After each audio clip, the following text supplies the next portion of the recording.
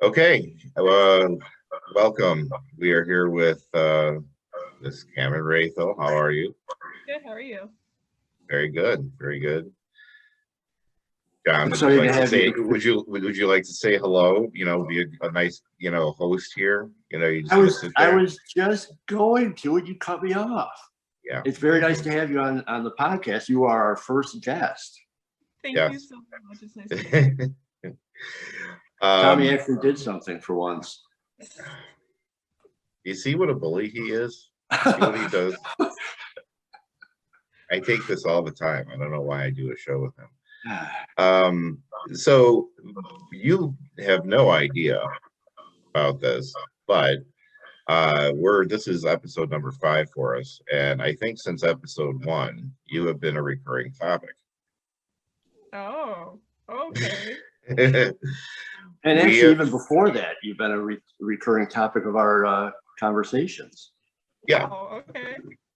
Well, in the last 2 years that you and I have worked together and everything, I talk about you and everything. So on the show, we've been kind of telling your story a little bit and giving updates on how things are going and stuff. And so we, of course, are saying we got to get her on the show and let everybody meet what we're talking about and catch up with you and see, how things are going for you and everything. Let's get a little background on you though first before we talk about what you're doing now. Like, when did you get interested in wrestling, and when did you decide you wanted to be a wrestler?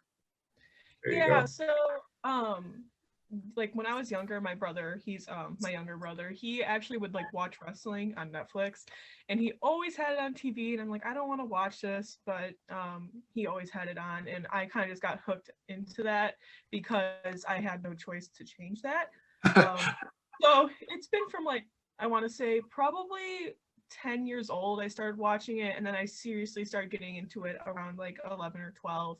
um and at that point, like, I knew I wanted to be a professional wrestler. I don't know what made me want to get to that point, but at that point, like, I kind of knew that that's what I wanted to do. I did jujitsu for about 2.5 years, like, or I'm sorry, a year and a half to 2 years. It was kind of on and off. That was like the closest I could get to like wrestling and everything like that. And that was, I think, from, I want to say, 7th to 8th grade, and then I eventually quit because I ended up just not liking wrestling anymore. With WWE being like, it was not interesting to me at all. Whatever they were doing, I don't know what it was. I kind of just fell out of it, and trying to watch 5 hours of wrestling a week, not fun. But eventually I kind of just got back into it, and I think it was a little bit, I don't know if it was when AEW started or a little bit beforehand, but I eventually was like, well, I want to actually start wrestling school and everything, but I am nowhere near in shape for that. So for trying to get into that, I started doing training with Tommy, and my mom actually helped me with that because we're friends with Jacques and Haley Barron, who run the Resistance. And I've kind of known Tommy a little bit beforehand, but we never were really, friends. I kind of was like, hey, whatever. I'm here before the shows half the time. So Well, let's talk about that real quick though for a second. There's a lot of kids who grow up and they see the WWE and they see what's on television and stuff, but and maybe it's becoming more popular now, but generally speaking, a lot of kids don't grow up going to independent wrestling shows, but you did. So you got to see what like grassroots wrestling is, and that this is where you start, and this is how you get to go to places like the WWE and AEW, which I think is a very important influence to have had on you. But talk about that a little bit. Like, what was it like going to indie shows and stuff? I mean, you were a regular at Resistance, and we even have a picture from when I was Eric St. Vaughn and you and your brother. It's just pretty awesome. But talk about that a little bit, because you didn't just go to Resistance; you did hit up other independent stuff too. But what was it like? What did you think of wrestling once you saw like up front and close like that? So for when I was at Resistance, I only went to a couple shows the first time, and then when I started really getting into it, they started letting me just come early. I've seen like the ring be put up, all the wrestlers coming in, like the regulars like Pondo and everybody like that. But it really did have an influence, because it was just like, I'm seeing how these people are like interacting, and even just, calling their matches in the ring and seeing how that's going to go and everything like that. And obviously, like, we all know that it's staged or like, thought out or whatever. But at that point, like, I had a thought. I was like, how do indie wrestlers, sometimes they don't know who they're wrestling with. And so they have to figure out how these people wrestle, and like how they like put on their shows and everything. And so seeing that firsthand, I was like, it like kind of figured out, I was like, okay, well, they have time to at least try to call their match and everything like that, and they're not just going into it blind. Maybe that sometimes will happen, but that But even just, what? sorry, I didn't mean to cut you off. No, I was just gonna say though, but even just having a day, and it's like, some guys don't roll until 3, 4 in the afternoon. The show starts at 7 or whatever, and they do exactly what you were saying. They have to sit down, and if they don't know the other guy's wrestling style at all, they got to get right into it and be like, what are your moves? What is your gimmick? What do you do? And figure out how you can take your gimmick and your moves and tie them together into some sort of entertaining match. Sometimes things just are good chemistry, and it's like, oh, this will be real easy, and then there's other ones where it's kind of like, oh, I don't even know why these two would have a conflict.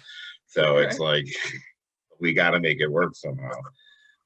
But no, I think that's great that you were able to see, a little more of the, the art that goes behind, putting these shows on. And it's not just run out there and just do a bunch of moves and move back. Right.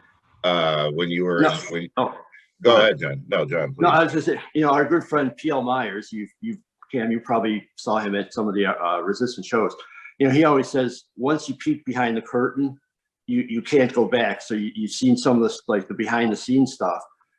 And, as PL will always say, sometimes it turns people off, sometimes it turns people on to wrestling. So once you started seeing stuff behind the scenes, like people bringing the ring and people out of gimmick, did that change your opinion of anything? Not necessarily. It kind of, I kind of knew that they weren't the same people, I guess, like out of their gimmick and everything like that. Like, I knew that, everybody isn't going to stay in that gimmick, and like try to put it on in front of other people. In fact, I think it actually like made me more interested, because you're, interacting with other people and you're acting like a normal person, essentially. Like, you're being yourself, and you're not just putting on like a mask in front of these other people and just acting like you're wrestler essentially in front of these people. Mm-hmm. Yeah, and I think that's actually one of the cool things though, is sometimes you see some people who are just, very mellow, very reserved, quiet, and then they walk through the curtain and they're like, oh, they're like screaming and they're jumping and they're Pondo. Right. And like, it's like, yeah, Pondo just kind of, walks around and, it's just, he's there and, how you doing, Tommy? And it's like, and then, but yeah, then he comes out and he's got the whole place standing up and on their feet chanting and stuff. I mean, it's just, I love seeing that transformation, with certain people. And then there's certain people who are really close to their gimmick, like Shug D. I mean, like, or Tommy. I mean, like, he turns it on for sure when he goes out there. But I mean, if you're talking to him in real life, he's still a pretty upbeat, fun loving dude. So, Well, you weren't far from your gimmick. I mean, eventually, I mean, like, in the beginning, it wasn't really me, and which made it harder, but it kind of just like seeped out. Like, at a certain point, I just couldn't like keep it in anymore. Although I think that was when I get it over with too. So is there a particular type of wrestling you enjoy, or Cam, that you enjoy more? Like, you got the hardcore style, you got the scientific, you got the high flyers. Is there any of those styles that really appeal to you? I think what appeals to me the most is hardcore, and I think that's mostly because, I don't want to say that's what Resistance is, but they did do a lot of hardcore stuff. And I don't know. I've always just been interested in that. Just I don't know what it is. And for example, one of my favorites is Orin Veidt. I think that's how you say his last name. Yeah. He when I first saw him, I don't remember when that was, but I instantly just got hooked. He's one of my favorite indie wrestlers, and he kind of like brought out, I guess, hardcore wrestling to me and everything like that. So either that or high flying. I personally wouldn't probably be a high flyer. I'm like super tall, but I think something about that too. It's just the way that they, like it's all like intricate and everything like that. Like those two styles, even though they're completely different, they have certain ways that they do stuff that makes it so much more interesting and so much more fun to watch. So do you want to be just for reference sake, real quick, how tall are you? 5'11". So that's, and John, you and I've certainly met our fair share of women's wrestlers. 5'11" is pretty tall. Yeah, that's Melanie Cruz territory. Yeah, for sure. So I think that will predicate a lot of how her wrestling style, like she's probably, I mean, not that she couldn't be a high flyer. I mean, you can still do it if you're tall. There's still plenty of moves that you can do. But I see her as more of a power wrestler. But we'll see. You never know. We'll see how things Yeah, go. except in those, in the indie halls, you gotta you gotta watch your head on the short. This is true. There is a disadvantage of it. There are some you'll be in a VFW with a low ceiling, and you're gonna have to hunch over. Adjust your style. Yeah. So Cam and I did get to work together for about 2 years, and during that time we covered we didn't just work out. We talked about wrestling psychology. We would break down matches. We did a practice run of calling commentary.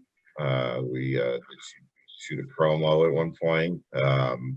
So we tried, and then we went and we visited the Freelance Wrestling Academy and sat in on a session there run by our good buddy Bryce Benjamin.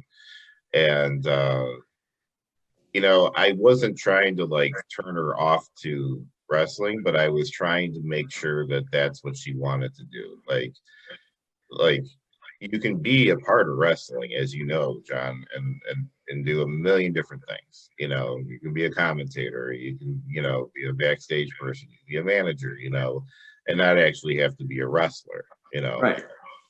So I think a lot of people are like, well, I want to get into wrestling, and think that the only way that they can is to become a wrestler.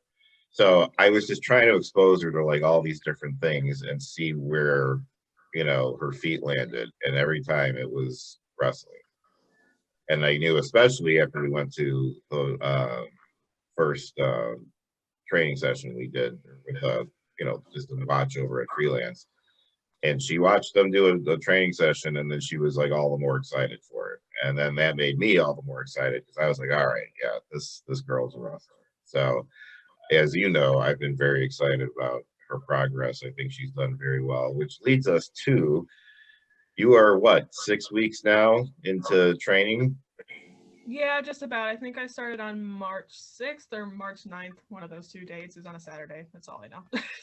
So no, go ahead, John. Yeah. Go ahead. No, you've been training with some of the people that you've actually seen in the ring. Ego Anthony, Kylie Ray, Tommy, Bryce. Is it intimidating, or how is it like to actually train with these people that you saw in the ring performing? It's actually pretty crazy. It's almost like a full circle for me because in Resistance, Ego was there, and I was a big fan of him and everything like that. And one day I was training, and I was training with Melissa, or we were working on something like headlocks and everything like that. So we're out of the ring. And that's Miss Kate, by the way. Yeah. And so Ego was like, come in here, and then we'll just switch off. I'm like, I'm gonna put Ego in a headlock, like. Yeah. Oh my gosh. Okay. But especially with training with Kylie, I've only trained with her once because the first day I actually was going to wrestling school, I couldn't even participate because my parents weren't there to sign like a waiver because I'm still considered a minor. I turn 18 like very soon, so that kind of sucked. I was like, man, my birthday's in like a month and I can't participate the first day. But yeah, I think it's just crazy to see like how everybody trains differently. And again, it's full circle for me. Like I used to watch these people wrestle, and now I'm training like in the best like wrestling school there probably is in like United States, or and especially in Chicago and Illinois. Yeah, and she's absolutely right. I mean, in the Midwest for sure. I mean, Absolutely, yeah. you're. I mean, like, tell me another one that's got better trainers than that place does. You know, Absolutely. and is a relatively nice place to train. It may not seem like it because you're like in a big garage, but that's actually not bad. There's Right, yeah. way worse places to end up training. So, um, so let's talk a little bit about the training. So walk us through a little bit, like, you know, what did you learn like your first week, your second week? Like what are you learning, and how's it going? Oh geez. Okay, so the first day it was with Kylie, like the first initial day where we just had 4 new kids, including me. They came in. They were just learning technically just like some roles. They were just learning how to run the ropes, and we were put in with like the beginners, or like the advanced and like experienced people. So it was kind of just like, oh, this is gonna suck. Like I'm with all these new people, because the way that the email came out, I was under the impression that like it was a whole new class, but that was not the case, which I'm fine with. But it was just like, wow, okay, I have to like, you know, get caught up with these people. But the second week, they did bumping, I believe, and that's when I hurt my elbow. So I hurt my elbow while bumping, and I just got the results yesterday. There's a partial tear, so can't wrestle. Oh, really? Oh, sorry. For a month? Yeah, he said to, you know, keep it rested for a month. I'm sorry. So it kind of sucks, but the last 2 times I was there, I sat out because I'm like, I don't want to make it worse. It's starting to like, you know, hurt more and whatever. But yeah, but the important thing is though, is that you still went. right. Absolutely, Yeah. yeah. I mean, like, and I've told you a million times, but I mean, if you can't wrestle for the next month, that doesn't mean you miss a month of practice. You just go and you sit and you watch, and you will learn. You will Right. still Yeah. learn stuff. So anyway, go ahead. Oh no, so like each trainer, because then Kylie and Ego, they come like alternating Saturdays, and then Mondays and Wednesdays are Isaiah's, and then on Tuesdays and Thursdays it's Bryce. So they kind of just build off what they were like learning before. So like spots and everything like that, they'll build off from that. And I think on Monday they were doing this one spot, and they like ended up, we were just talking about what our goals were and everything, because Isaiah was telling us like, you know, no, every time you're going to be in a ring, or if you're going to end up going to a different school, not all trainers are going to be there to like guide you through that and tell you what spot is next, what you have to do next, like going into a headlock or, you know, anything like that. You have to think for yourself. And that was like a big learning lesson for me, because I knew I'm not going to have like a trainer ringside, but you know, you can't have like a designated spot every time and just roll with it. Like, you know, you got to put yourself more into that match. The spots are just like suggestions. It's just like it's a way to practice, and it's a way to learn, but you don't want to make that part of your repertoire, you know. Right. Headlock, you know, like, you know, drop down, leapfrog, you know, hit the ropes, clothesline. I mean, it's like, you know, it'll look like something like, I think we've even watched matches where I was like, that's a drill, like what those two guys just did. You know, it's like they're just, you know, I mean, if you get desperate, then yeah, you can run a quick spot like that. But I mean, but he's right. Yeah, that's just, you gotta, but that takes time to find your spot. But I mean, this is the stuff I always enjoyed about training more than anything, more than the physicality and the spots and the moves, was the talks, you know, and learning, you know, the psychology behind it, because that just fascinates me. I love wrestling psychology. So you're doing what, rolls, running the ropes? So for when I like injured my elbow, I wasn't using, I don't want to say injured, but when I hurt my elbow, I was only just doing what I could. Like were so good about like just accommodating to me. I'm not like, you know, they weren't forcing me to do anything that I wasn't comfortable doing, especially with my elbow. And like for example, when you're doing warm-ups, like there's a warm-up that we do if you're like in the corner and then you're like doing high knees, you do a backwards roll, then frontward roll, and then you jump on the ropes or whatever.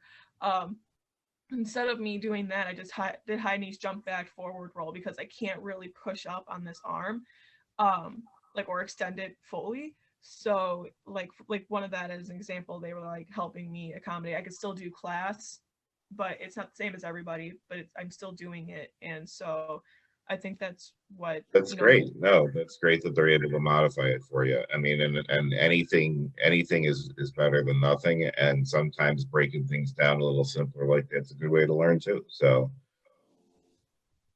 So do you go want to be a professional wrestler as your career, or as like a side thing as you have a different career? I want it to be as my career. Like I'm going to college, but at the end of the day, like I want to be a professional wrestler as my career. Like I want to work as hard as I can to get there. Like I'm going 4 to 5 times a week now. Even just during school work and everything like that, I figure out a way to get there. Yeah, and that's something I think I actually mentioned to John at one point. I was like, you know, when you see somebody who who goes on the days that she doesn't have to go, you know, that level of enthusiasm will take you exactly anywhere you want to go in this business. I mean, if you love it that much and you like being there and you enjoy it and it's fun for you, there's no reason you won't make a career out of it. That's all you have to do. As long as you love it, you'll find your way in it for sure. Mm-hmm. How long do you think, or like how long are the sessions on any given night? Is it like an hour? So they're 3 hours long. On Mondays and Tuesdays, or I'm sorry, on Mondays and Wednesdays, it's 7 to 10. Bryce usually starts his classes around 7:30, so it's about 2.5, but sometimes we go over. So essentially 3 hours long is usually how long the classes are. So that would take a lot of aerobic, a lot of conditioning, I guess. And do you do, I assume you do exercise other than that? Yes, I try to do it as often as I can, considering like I'm still in like high school and I have a job. So and especially when I'm going to wrestling, you know, 4 to 5 times a week, I don't really have any time to do anything anymore. But Well, that's now that's the thing though, is that counts as your workout though. I mean, for real. I mean, like it's like, you know, I mean, granted you're sitting right now, but I mean, when you're going, if you're going 3-4 days a week, you know, I mean, that's enough working out. Trust me. I mean, you know, it doesn't stop people from. I know Bryce still goes to the gym, and that guy's in the ring, you know, way more than he should be. Because when he's in there for like almost the whole 3 hours because he's got to work with other people. You know, other people, you know, go in, do their spot, take a break. You know, Bryce has to go through it with every single person. You know. But anyway, didn't mean to. Do you have any idea? I know it's way early, but like as you're in class or driving home or whatever, do you ever like have any ideas of your character? Sometimes I do. Like going back to like the hardcore thing, I want to be like someone like completely different, and like I think that kind of goes for everybody. Everybody wants to be different, but like I want to do like intergender wrestling, like wrestling guys and everything like that, and do hardcore stuff. But you know, we even talked about this on Monday. Like you think you have an idea, but in reality, that idea is not always going to come true because you know, everybody has dreams and everything like that. But you know, you just want to take yourself, just apply it in the ring throughout time, and then make that like your wrestler or whatever, like, you know, 10 times, 100 times more than what you are in real life. And that's what Isaiah has told us. Like, you know, that's right. It's absolutely right. Yeah. You know, if you ask most WWE wrestlers, I bet you like 95% of them, like whatever they thought they were going to be as a professional wrestler is not what they are, you know.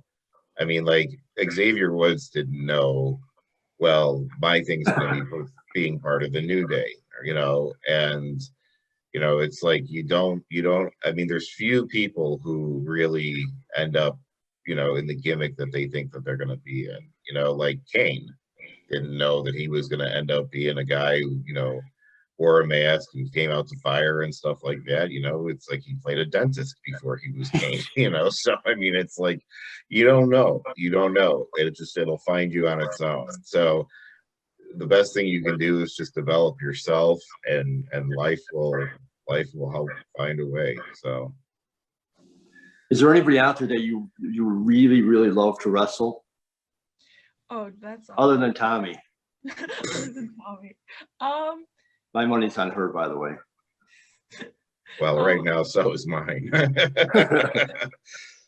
Oh, that's a hard question. I would probably say I would like to wrestle Britt Baker. When I first saw her was like in person, I think was at All Out when they were in Chicago, and from then like I've slowly become like a bigger fan of hers, and like the way that she wrestles and the way that she brings her like outside job into her wrestling life. Also that kind of like ties back to what we were talking about earlier. I would probably like to wrestle her the most as of now. Good choice. Oh, good answer. And so your family's supportive of this, huh? Yeah, so my dad's like, you go to college and if you can like, do this, whatever. But my mom, on the other hand, was like super supportive of this. Like, she's making sure that like, this is what I want to do or whatever. But yeah, she's always asking me like, how was practice? Like, what'd you guys learn? Like, I'm always excited to tell her because I know she's interested because she's watched wrestling with me too. Like, she's gone to like most of the WWE events I've been to and everything like that. So I mean, it's really good that I have like my family is there to support me for something like that. It's an excellent thing, and I'm very glad because, like I said, for having as much love and enthusiasm for it as you do, it helps 10 times more to have a family that's on board with you and and backing you up. So what's the schedule long term? Like when would you actually theoretically be in a match of any sort?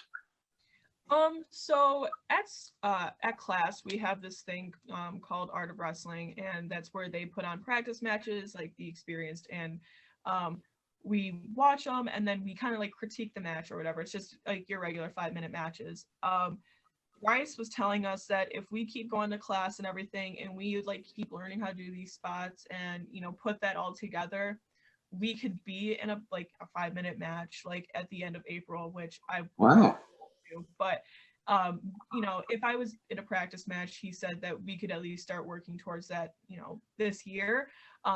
But ideally, I think from what I've been told and everything, you're gonna wait at least a year to get into like an indie like show or even freelance. They're doing student showcases, like putting on shows, and so they have the students go with experienced wrestlers, and they recently had a taping for that. So hopefully that's a great idea, by the way.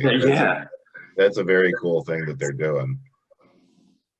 Yeah, it brings it's awesome for all the students in that class to have an opportunity to do that. I heard the show was great. I couldn't make it, but the taping comes out I think on April 9th.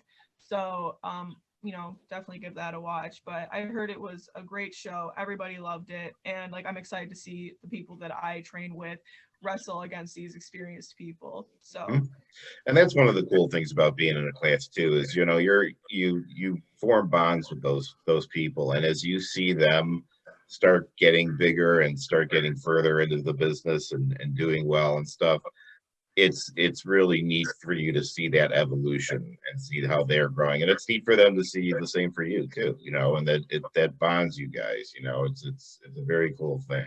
Yeah. And then even other people you'll meet in other promotions, as time goes on and you see them get bigger and do bigger things. It's very, very cool. It's very cool. So has being in the school and training, has that changed your view of wrestling at all?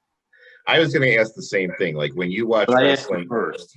Okay, fine. All right, take it easy. Just When you like, so if you when you watch wrestling now, does it look different to you at all? Um, Are you like seeing stuff and being like, that's a forward roll, or that's I mean, yeah, sometimes like I think when I was watching last week's show for AEW, I was like watching all their matches and everything, and I was just like, wow, like this, like I learned that, like I know how to do that. That's a little drill that we do in class, Mhm. and it doesn't really take away from the fact that I still love it, and it like it doesn't take away from my enjoyment, but it's still like I'm still sitting there and I'm like, wow, like this is like what it is, and this is what I do, and it's like putting everything together in the sense of like my class going into professional wrestling, Mhm. like leagues and everything. Well, and all those guys you're watching on AEW all did exactly what you're doing right now. They all had to go to class. Some of them had to sit out. They all have been through that whole system.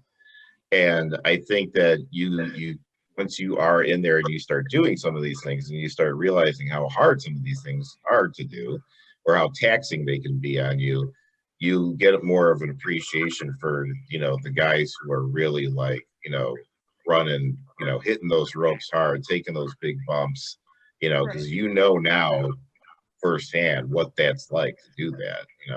What is that accurate?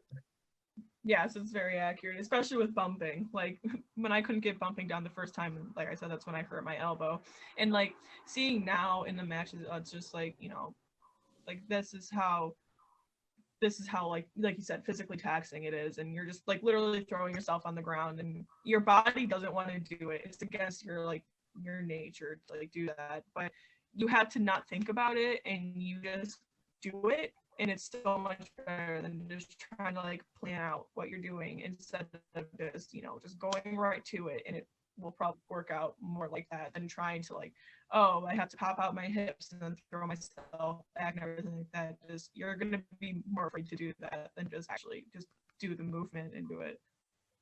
Yeah. I always say if you want to see someone bump like perfectly, check out Dolph Ziggler. Watch when that guy bumps. That guy snaps down and hits that mat, and he can bounce right back up, and he'll bump a lot too. And it's like, so when you watch a match, it's like how much like one bump hurts and takes out of you, and then you see someone who's bumped like 30 times in a match, run the ropes, jumped up to the top rope, jumped off of that, picked somebody up, body slammed them. I mean, it's a workout. A match is a workout. I mean, it is just a lot of it can, you get your rest holds in there and stuff like that, but depending on your wrestling style, I mean, you got to be in some tip-top shape, which is why I say, like, if you go, to practice several times a week, you're getting a workout. You're gonna have to go through your warm-up, you're gonna have to go through your drills, and then you might do a practice match at the end. That's a lot of work, And how sore are you after all? Like, is it just a continuous soreness every day after day after day? It definitely is. It's mostly from running the ropes too. Like my back is killing me. Like I just have a knot in the middle of my back from running the ropes. And like even Saturday when I was with Kylie, we were doing squats, which came into play when I was doing squats with Tommy. And I was like, wow, I haven't done squats in so long, and here I am. And I was like doing them like really easy. It was like minute squats for like three separate times. But yeah, it's just totally lost my train of thought. Hold on.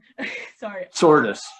Yeah, soreness. Yeah. So, but yeah, my legs are like killing me the next day, and it's just like I don't miss it from my legs being sore from doing squats, but again, it's just like I'm completely sore all the time. Like my back, like I said, is killing me, and now my neck is starting to hurt from all the like neck exercises we will do because your neck is very important in wrestling. So. Mhm. But yeah, it's just a complete constant time of like soreness, especially, I'll probably be able to like not have that for about a month, but I kind of be like a relief, but it is what it is. And, it comes with that life. So, The neck soreness will get better the stronger your neck gets. right. Yeah. So as it's just right now you're using muscles in there that you don't ever, put that sort of tax on. So in time, I mean, yeah, you're gonna lose a little ground, between now and when you can get back in the ring. But once you get back on it, you're doing it regularly, it'll get better. And and they're absolutely right. Your neck will save your life if you have a strong neck. So, well, all right. We just wanted to check in, and we wanted to introduce you to the world, and we'd like to check in once in a while and just kind of see how things are going and chart the progress of. Yeah, I told Cam Tommy Raithel. I really like we should follow your, without like being right over your shoulder, but we want to follow your career all the way. Awesome. Because we love your enthusiasm. I've seen your enthusiasm on social media. I just get, I heard stories from Tommy, the legendary stories of your 100 squats and all that. And then to see you on social media is really cool to see your enthusiasm. And we really want to follow you all the way. Thank you. Absolutely. All right. Well, you got, what's today?